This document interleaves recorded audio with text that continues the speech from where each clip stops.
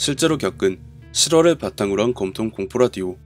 오늘 들려드릴 이야기는 시청자 혁이아빠님이 보내주신 이야기로 기존에 보내주시던 번개만남 흉가 이야기가 아닌 올해 여름 가족들과 남해로 휴가를 가셨을 때 이용했던 펜션에서 겪은 이야기라고 합니다. 과연 어떤 이야기일지 지금 바로 알아보도록 하겠습니다. 오랜만에 사연을 제보하는 것 같네요. 이번 사연은 제가 올해 여름에 가족들과 남해로 휴가를 가서 겪은 일이고요. 이게 참 애매한 게 펜션 상호명을 공개하자니 이미 펜션 주인과 다른 곳에 이야기를 하지 않기로 합의가 된 거라 펜션명은 공개를 하지 않는 점 양해 부탁드릴게요. 8월 중순이었어요. 보통 저랑 같은 임원급들은 휴가를 일찍 다녀오지만 저는 제가 맡은 파트에서 내는 성과가 너무 부진해서 거의 일반 사원들과 비슷한 시기에 휴가를 가게 됐고, 그 때문에 성수기라 사람이 몰려서 매우 비싼 방값을 치러야 했죠.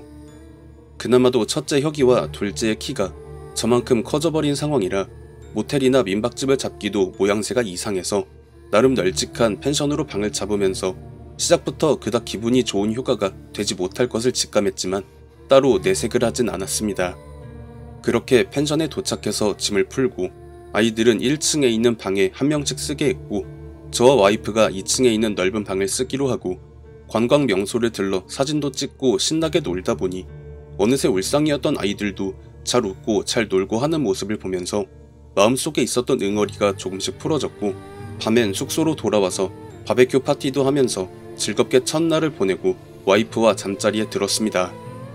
그러던 중 새벽에 잠에서 깬 저는 불이 꺼진 1층에 있는 화장실로 가기 위해 계단을 내려가다가 주방의 냉장고 앞에 서서 누군가와 이야기를 나누고 있는 혁이를 보게 됐고, 혁이에게 잠 안 자고 불 다 꺼진 데에서 혼자 뭐하냐며 다가가는데 혁이가 제 말이 들리지 않는 건지 계속 누군가와 대화를 하고 있길래 전등 스위치를 켜고는 여기서 뭐하고 있었냐고 하니까 퉁명스럽게 별거 아니라고 말하고는 다시 자기 방으로 들어가더라고요.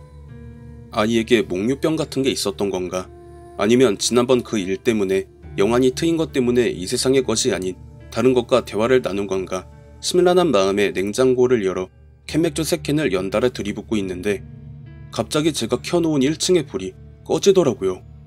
그것도 불이 나가고 그런 느낌이 아니라 정확히 누군가가 전등 스위치를 눌러서 끄는 소리가 들렸죠. 저는 전등 스위치가 있는 쪽을 쳐다봤지만 아직 어둠에 눈이 적응되지 않았는지 당장 눈앞에 식별되는 어떤 물체는 보이지 않았고요. 결국 다시 일어나 전등 스위치 쪽으로 가려는 저는 급히 동작을 멈출 수밖에 없었습니다. 왜냐하면 제 뒤에서 사람의 말소리가 들렸기 때문이었어요. 어디가? 나 여기 있어. 가늘은 여자의 목소리, 아니면 변성기가 채 오지 않은 어린 소년이 내는 얇은 톤의 남자 목소리.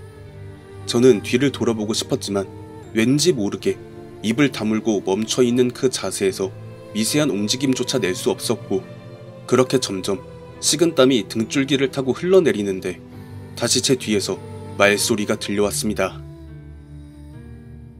어차피 너한텐 관심 없어. 네 아들 다시 데리고 나와. 두 번째 말소리가 들려오고 나서야 알 수 있겠더라고요. 그 목소리는 분명히 여자아이의 목소리였습니다. 그리고 저에겐 관심이 없고 혁이에게 관심을 보이는 느낌과 혁이가 잘못될 것 같다는 생각이 들었던 저는 그 말소리의 주체를 향해 있는 힘껏 뒤돌아보면서 안 돼. 할 말 있으면 나한테 하고 내 아들한텐 관심 갖지 마라. 이렇게 말을 하니까 그 순간 전등이 꺼졌다 켜지기 시작했고 찬장의 문들 역시 열렸다가 닫혔다가를 반복하다가 어느 순간 동시에 멈추더니 비명소리였던가? 아니면 고함소리였는지 싶은 괴성이 쩌렁쩌렁하게 저희 가족이 묵고 있던 펜션 전체를 가득 채웠죠. 이쯤 되니 정신이 대략 멍해지면서 온몸에 힘이 빠지더라고요. 언젠가 번개만남으로 갔던 폐호스텔에서 겪었던 그때 그 느낌과 정확히 일치하면서도 어딘가 모르게 닮은 듯 다른 두 존재는 분명 원하는 바가 다르다는 게 느껴졌어요. 그 호스텔에서 만났던 남자가 내지른 절규와 원하는 바는 함께 갔던 일행들 중 누군가를 향했지만 딱히 스스로가 가진 힘으로 빙의라던가 어떤 능력을 행사하는 것이 불가능하니까 스스로를 비관하는 느낌이었다면 펜션에서 느낀 그 존재는 네가 못하겠다면 내가 가면 그만이고 어디서 아무것도 아닌 게 으름장이냐 하는 느낌이었달까요? 그리고 그런 부분을 느끼는 순간 저는 어디서 그런 힘이 났는지 혁이가 자러 들어간 방의 문 앞으로 내달려 그 앞에 서서는 절대 안 된다고 악다구니를 썼고, 그러는 사이 그 무언가가 휙 하고 날아들어서는 제 몸통에 부딪히는 감각이 느껴지면서 어떤 장면들이 필름을 감는 것처럼 보여지기 시작했습니다. 장면에 보여지는 펜션은 환한 햇볕이 들이치고 있었고, 어떤 남자와 이제 막 고등학생이나 되어 보이는 한 여자가 심하게 다투는 모습이 보였습니다. 그리고 그 다툼은 말로 시작해서 점점 격해지더니 어느덧 몸싸움으로 번졌고, 그들이 싸우는 소리에 놀라 다른 방에서 급하게 나오는 다른 일행들이 둘의 싸움을 뜯어말리다가 그 반동으로 배치된 가구의 모서리 부분에 머리를 강하게 부딪힌 그 여자의 머리에서 다량의 출혈이 발생하는 모습이 보이다가 장면이 전환되면서 일행들 중 누군가가 밖에 나가서 구해온 집채만한 캐리어에 그 여자를 옮겨 담고는 바닥에 뿌려진 혈흔을 닦아내고 황급히 퇴실을 하는 모습을 끝으로 다시 현실로 돌아왔죠. 제가 자기 방 앞에서 숨을 헐떡이면서 엎어져 있으니 그 모습에 놀란 혁이가 저를 부축해서 일으켜서는 저를 침대에 눕히고는 방 문을 닫고 거실로 나가는 모습을 보면서 안 돼. 나가면 안 돼, 혁아. 이 말이 입 밖으로 나가려다가 마치 누군가에 의해 입이 틀어막히는 느낌과 함께 온 몸이 가위에 눌리듯 그대로 굳어버렸고 혁이의 고함 소리가 들렸습니다. 너 뭐야? 씨발 오지 말라고. 오지 말라고 이 개새끼야! 그런 혁이의 욕설 섞인 고함 소리에 놀란 와이프가 계단을 급히 뛰어 내려오는 소리, 그리고 바로 옆방에서 문을 열고 드디어 네가 미쳤구나 라는 욕설을 내뱉으며 나오는 둘째 녀석의 목소리도 들렸습니다. 그렇게 가까스로 그 압박감에서 벗어난 저는 어기적거리며 문을 열고 거실로 나가서는 온 몸이 축 늘어져서 와이프에게 안긴 혁이와 그런 두 사람을 보고는 멘탈이 무너져 아무 말도 못하는 둘째의 모습과 여전히 누군가가 장난질을 치듯 아무도 건드리지 않는 전등 스위치가 혼자 연신 눌려지며 거실에 불이 켜졌다가 꺼졌다가를 반복하는 광경이 눈에 들어왔죠.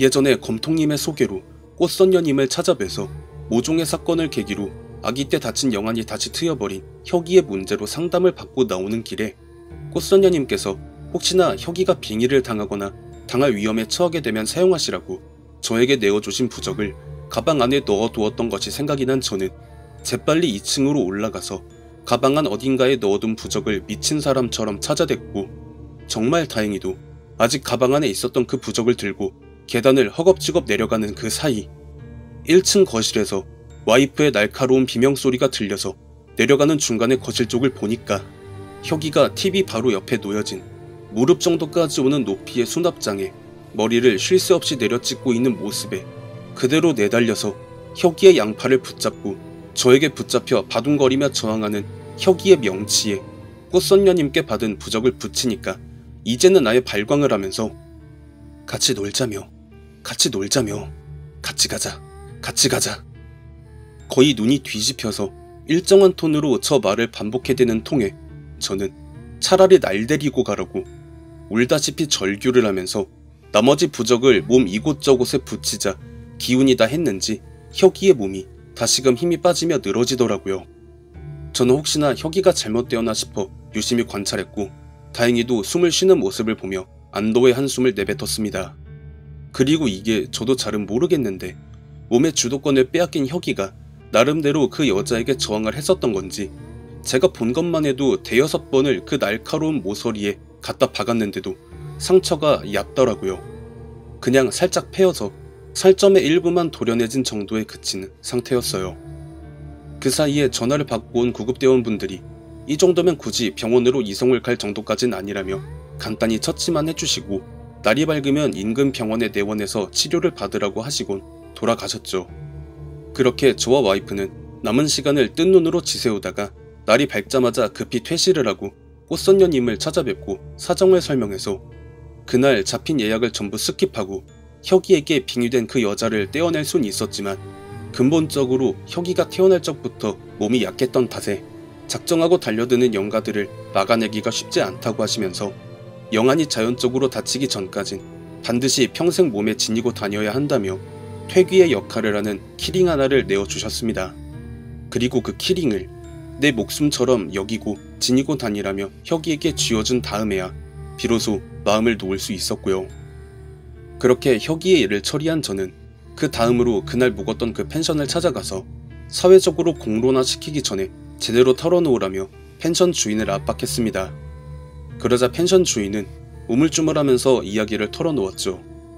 대략 5년 전쯤엔가 고등학생들끼리 단체로 그 펜션으로 4박 5일을 놀러왔는데 이틀이 지나고 나서는 갑자기 체크아웃을 하고 나갔었고, 그날 이후로 다시 정상적으로 영업을 하며 일상을 보내던 중 이상하게 그 건물에 묵었던 사람들이 밤에 귀신을 봤다던가, 혹은 분명 처음 바베큐 파티를 할 때는 없었던 사람이 어느 순간 같이 고기를 먹고 있었다더라 하는 이야기를 했었고, 이를 이상하게 여긴 펜션 주인이 손익계산을 포기하고 3일 동안 영업을 멈춘 뒤 무속인을 불러다가 보니까 그때 그 고등학생들끼리 술을 먹고 몸싸움을 벌이다가 한 여자아이가 목숨을 잃었다는 것을 알게 되고는 몇 년 동안을 그 건물만 영업을 하지 않고 있다가 제가 숙소를 알아보고 있을 그때쯤에 이제 몇 년 지났으니까 괜찮겠지 하고 그 건물에 다시 손님을 받기 시작했고, 그 손님이 저와 저희 가족들이었다는 말이었죠.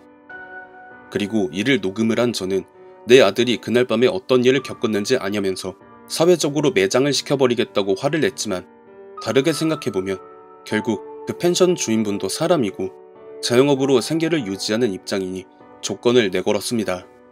다시는 그 펜션 건물에 손님을 받지 마시라고요. 그렇게 그 펜션 주인분도 자기가 다 잘못 생각했다, 미안하다 하시면서 수긍을 하셨고, 저는 바로 수긍을 하고 잘못을 시인하는 펜션 주인분의 태도를 보며 그 녹음본을 삭제하고 다시 집으로 돌아갔습니다.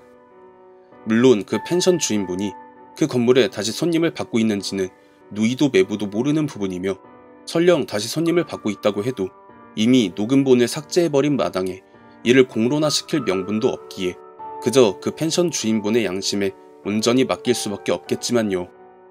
저는 부디 혁이가 그 키링을 몸에서 떼어내지 않길 바랄 뿐이에요. 먼저 번에 이 이야기를 제보해 주시기 전에 첫째 혁이가 친구들과 이름 모를 흉가를 찾아가서 그 흉가의 마당에 있던 봉분 위에서 뛰어놀고, 흉가 안에서 미성년자는 결코 해서는 안 될 파티까지 벌여댄 일 때문에 아기 때 다쳤던 영안이 다시 트였다는 이야기를 보내주신 적이 있었고, 저는 그 당시 꽃선녀님께 말씀을 드려서 혁이 아빠님께 도움을 드릴 수 없겠냐고 부탁을 드렸던 적이 있었습니다. 영안이 열린 사람들마다 체질적인 차이도 있고 저처럼 딱히 그런 걸 타지 않고 영향을 받지 않는 사람이 있는 반면에 혁이처럼 선천적으로 기가 약한 분들이 영안이 트이게 되면 정말 세상의 모든 온갖 고생을 다 달고 살게 되는데 참 안타까운 부분이라고 생각해요. 부디 혁이의 영안이 빠르게 닥치길 기도하겠습니다. 시청해주신 모든 분들 감사드리며 구독, 좋아요, 알림 설정 부탁드립니다.